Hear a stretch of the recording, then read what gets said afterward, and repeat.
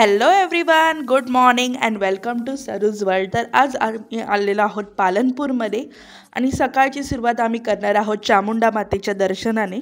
चामुंडा मातेचं टेम्पल आहे पालनपूरमध्ये, जे की 51 शक्तिपीठामधलं एक शक्तिपीठ मानलं जातं. तर चामुंडा मातेचं टेम्पल इंदोरमध्ये देवासमध्ये देखील आहे, जे की तुम्ही बघितलं असेल माझ्या अगोदरच्या व्लॉगमध्ये. तर हे सेकंड टेम्पल आहे जे की मी विजिट करते. तर चला बघूया कसं काय मंदिर आहे आणि कसं काय आजूबाजूचं वातावरण आहे ते. तर आता आम्ही एंट्री केलेली आहे आणि खूपच सुंदर आणि भव्य असं मंदिर दिसते. स्टॉल्स थोडे थोडे ओपन झाले, थोडे थोडे बंद आहेत, कारण की आम्ही सकाळी लवकर आलो होतो. आणि एक गोष्ट म्हणजे इथे बघायला भेटली मला की जी देवाला आपण हार किंवा फुलं नेतो ती सगळी इथे प्लॅस्टिकची आहेत. तुम्ही बघू शकता, जेवढे पण तुम्हाला दिसतील स्टॉलवरती, सगळ्या स्टॉलवरती, असं एका स्टॉलवरती नाही, सगळ्या स्टॉलवरती हार आणि फुलं जी आहेत ती त्यांनी प्लॅस्टिकची ठेवलेत. वाटीत देखील प्लॅस्टिकची ठेवलेत, म्हणजे जे आपण बास्केट घेऊन जातो ते. आणि हार देखील प्लॅस्टिकचे आहेत. तर हे काय मला कळालं नाही का ते, बट प्लॅस्टिकचे आहेत आणि लोक देखील तेच घेऊन जात होते. तर चला मग आता जाऊया आपण मंदिराकडे. एवढी काही गर्दी नाही आहे सकाळी सकाळी आल्यामुळे. आणि इथे वॉशिंगचं पण काम चालू आहे, झाडू वगैरे, मंदिर धुण्याचं देखील काम चालू आहे.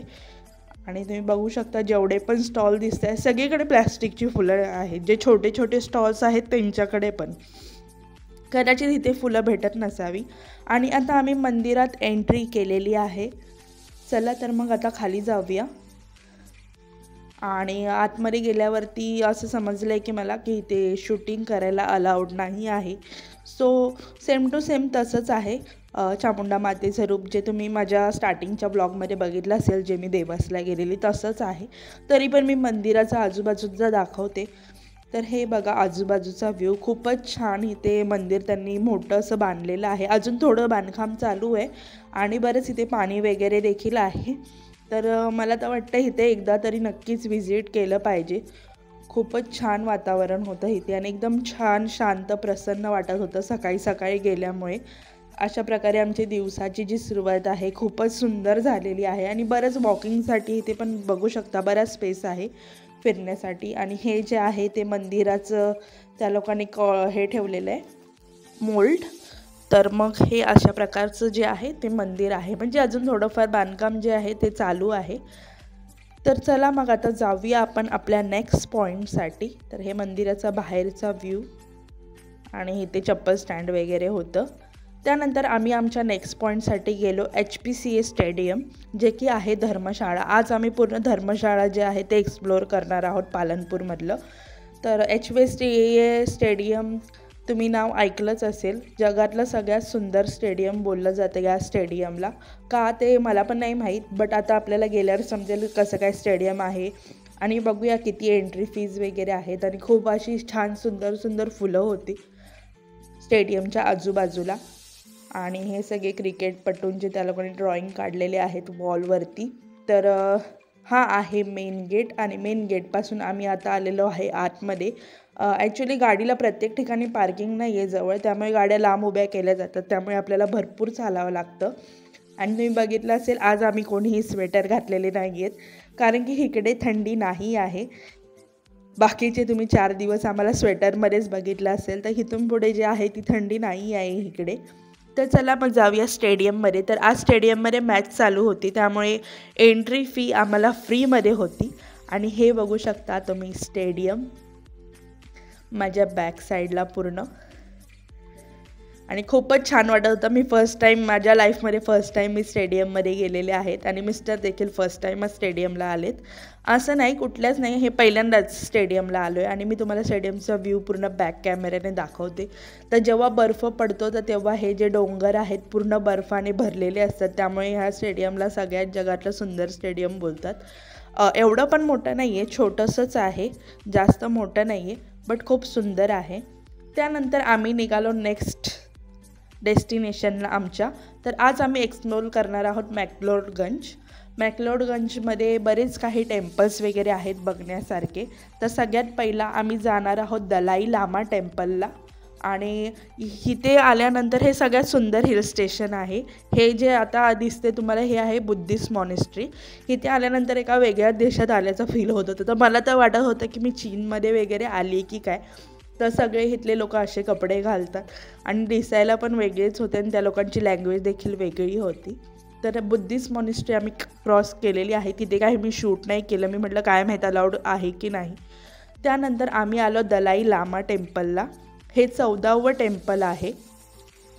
म्हणजे खूप तुम्ही ऐकलं असेल या टेम्पलबद्दल.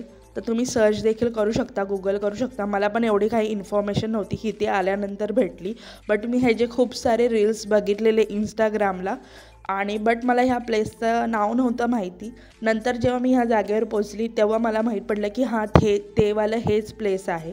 तर असं सुंदर प्लेस आहे आणि हे जे तुम्ही बऱ्याच लोकांचे व्हिडिओ बघितले असतील हे फिरवताना इंस्टाग्रामवरती. चला तर आतला व्ह्यू दाखवते.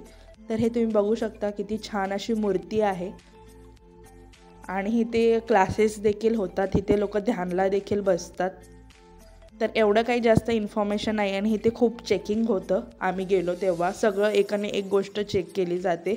इथे सगळ्यांना आतमध्ये एंट्री नाही दिली जात. बट फोटो काढायला वगैरे व्हिडिओ काढायला अलाउड आहे इथे. त्यासाठी कोणी काहीच बोलत नव्हतं.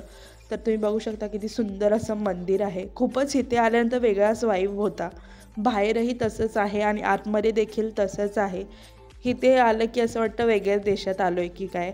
तर मला तर वाटतं लाईफमध्ये एकदा तरी एक्सपिरियन्स केलं पाहिजे. आणि मी देखील ह्या ठिकाणी व्हिडिओ काढला माझा एक. खूपच छान आणि प्रसन्न वाटत होतं. वातावरण देखील खूप छान होतं. त्यानंतर आम्ही गेलो मॉल रोडला. हा मॅक्लोडगंजचा मॉल रोड आहे जिथे तुम्ही युनिक गोष्टी इन द सेन्स थंडीच्या पण गोष्टी होत्या आणि ते दगड स्टोन वगैरे असतात किंवा ज्वेलरीमध्ये म्हणा. आणि इथे राजस्थानी लोक देखील वाजवत बसलेले होते. तर अशा वेगवेगळ्या गोष्टी तुम्हाला बघायला भेटतील. फारच युनिक गोष्टी होत्या. तुम्ही बघू शकता जास्त करून माळा वगैरे ह्याच गोष्टी होत्या आणि क्लोथ्स वगैरे पण होते. पण ठीक होतं. आम्ही देखील शॉपिंग केले. तर आम्ही काय काय शॉपिंग केले हे मी तुम्हाला जेव्हा विअर करेन मी ते तेव्हा दाखवेन. अशी आमची काही शूट नाही केले आम्ही शॉपिंग करताना, कारण की बार्गनिंग वगैरे ह्या सगळ्या गोष्टी होत्या. आणि हे बघा रिद्वीला चालवण्याची निंजा टेक्निक. तर आम्ही आता निघालेलो होतो भक्सुनाथ टेम्पलला. हे आहे भक्सुनाथ टेम्पल जे की आम्ही 2 किलोमीटरचा ट्रॅक केला. तिथून नाही टोटल 3 किलोमीटरच आहे. बरोबर 3 किलोमीटर आहे दलाई लामापासून. तर रिद्वी चालत नव्हती. प्लेनच रोड होता. असं काही चढण वगैरे नाही आहे. पण रिद्वी चालत नव्हती. सारखी उचलून घ्या बोलत होती.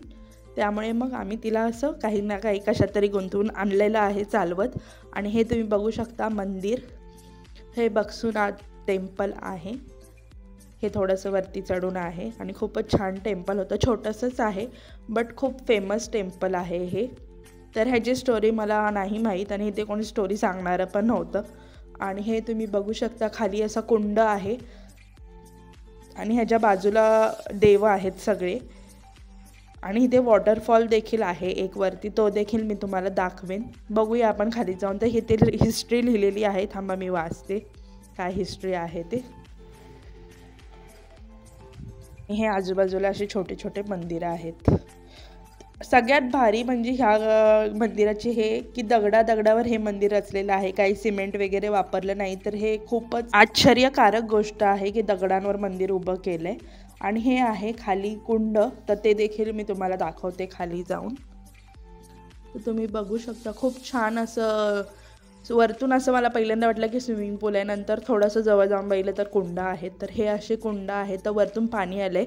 ॲक्च्युली वरती जे आहे वॉटरफॉल आहे. 1 किलोमीटरचा ट्रॅक आहे त्यासाठी. आणि हे बघू शकता हे पाणी तिकडून येऊन इकडे त्यांनी असा टँक बनवलेला आहे हातपाय धुण्यासाठी. आणि तिकडे नळ पण आहेत. हे काका जे आहेत ते पाय धुत आहेत ते. थांबा मी तुम्हाला दाखवते. हे इकडून एंट्री आहे वॉटरफॉलसाठी. 1 किलोमीटरचा ट्रॅक आहे वरती चढत जाऊन. तर आम्ही काही नाही केला तो ट्रॅक, कारण की एवढं चढायचं पॉसिबल नाही आहे रिद्वीला घेऊन. ऑलरेडी आम्ही खूप चालत आलो होतो. तर ज्यांना जायचं होतं ते लोक गेले. मी मिस्टर बोलले आपण काहीतरी खाऊन इथेच आपण शॉपिंगसाठी एक्सप्लोअर करूया. तर इथे ॲज युजल पराठा आणि मॅगी. इथे आल्यापासून आम्ही हेच खातो आहे. त्यानंतर आम्ही गेलो चर्चला, ST जॉन्स चर्च असंच काहीतरी नेम होतं समथिंग, आता मला आठवत नाही आहे. तर हे चर्चचं मी तिथे नव्हतं शूट घेतलं, हे बाहेरचं तुम्हाला कबरी वगैरे दिसत असतील, तर हे होतं चर्च. तर असा होता आमचा आजचा पूर्ण दिवस. तर कसा वाटला तुम्हाला आजचा व्लॉग मला कमेंटमध्ये नक्कीच सांगा. आजच्या व्लॉगचा एंड मी इथेच करते. तर भेटूया आपण नेक्स्ट व्लॉगमध्ये. Till then bye, take care.